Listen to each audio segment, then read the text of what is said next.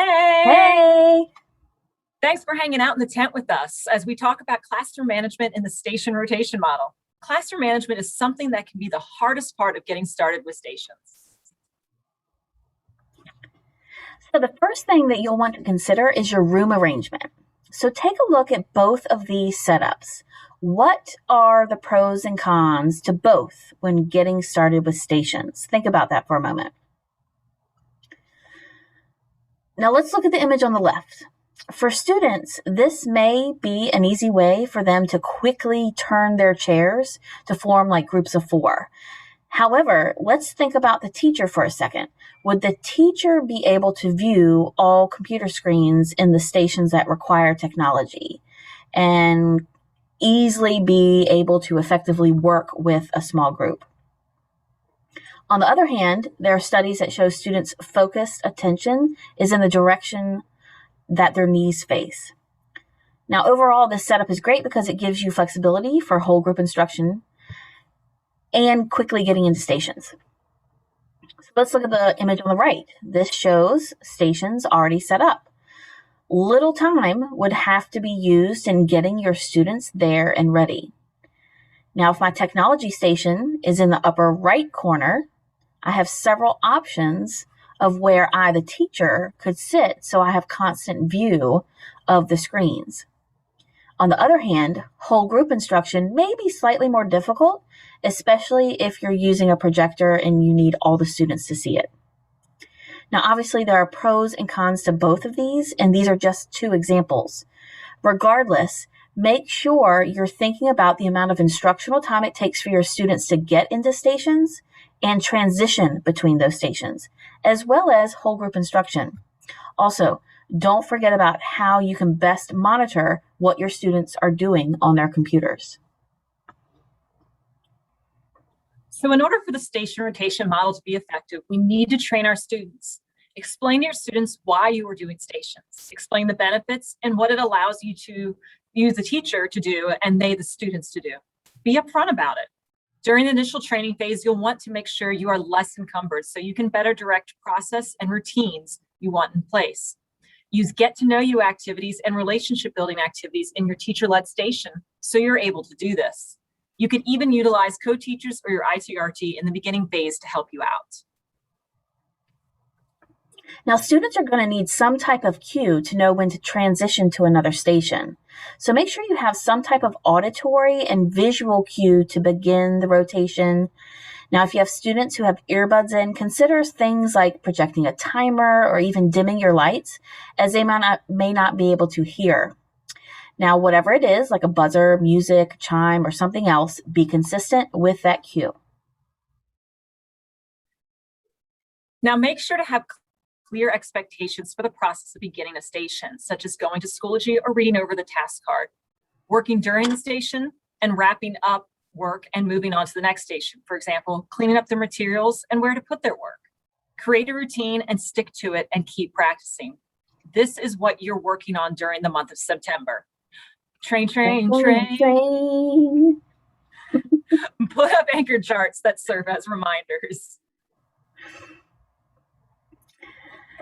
Have task cards that include what students need to do. Now, these can be paper or digital. However, consider creating digital ones in Schoology because you can include audio and visual options to help clarify directions. Now, this is a great way to ensure you are designing for all students. Plus, this helps students get a repeat of the directions without coming up to you every single time they have a question. It also helps students who may be struggling readers or English language learners. And don't forget to post explanations and objectives for each station. And students can read through these before they start working. So with the digital stations, start small and take it one step at a time. Don't use a ton of different tools and keep changing them all the time. Use a few and use them often. If you do use a new tool, take time to teach it. Don't just assume kids know how to use it. Have earbuds. Put these on your supply list. You may also want to develop you will want to develop or use self-checking activities with immediate feedback and collect data. This will positively impact student learning by making by helping you to better inform your instruction. Make sure you can see all computer screens for those students that are working in the digital station. Now, while you may have 3 or 4 or maybe even 5 stations, you might want to also consider including an anchor station. This is an optional station, and this is great for when the tech fails. These activities could include non-digital activities that all students must complete eventually by the end of the unit or just when the tech fails. Wildcard activities. These can be next steps for early finishers or enrichment activities. You can have a wrap-up station. This is for students who just need a little bit more time to get the work done. And they could also read silently. When it comes to managing student questions, you do not want to keep getting interrupted while you're with your small group. Consider these suggestions. Designate a techspert so kids aren't always coming up to you to help with techie problems. In the face-to-face classroom, you can use colored cups. Green, we're doing great. Yellow, we have a question, come when you can. But it's not stopping us from doing our work. Red, we can't move on until you answer our question. You could do things like ask 3 before me. Google it. You can encourage self-advocacy. In the online classroom, students could use the Ask for Help button in the breakout room or Jamboard to change the color of a sticky note with their name on it and follow that green, yellow, red process. Now, let's hear from our resident expert, Jennifer Post, on how she establishes and manages stations with her students. So how do you roll out stations? Well, here are a few tips and tricks that I've found to successfully implement stations in my classroom over the years, and I hope you find them helpful. First and most important thing is to think about the structure you want for your stations. That's going to help you teach your students. I'm a math teacher, so I have 4 stations running in a classroom at a time. I have my teacher center, I have my independent practice and seat work through an activity, I have a technology center, and I have a hands-on center where students can work collaboratively on games and activities manipulating materials. Now, a few things to keep in mind. When you're implementing these stations, teach one station at a time. That's really important so students can practice and refine those skills. And the time frame for this is going to be about 2 weeks in the beginning of the school year. Remember, this is the vehicle you're using to deliver your instruction. It is not the curriculum itself. So continue to use the current curriculum to teach this structure for your classroom. First thing I do is, like I said, I teach one station at a time. So introduce that station's purpose, where in the classroom it happens, student expectations and teacher expectations, and practice that station whole group at first. As a teacher, I walk around and monitor to help fine-tune, tweak, and make sure that students are meeting the expectations of that center.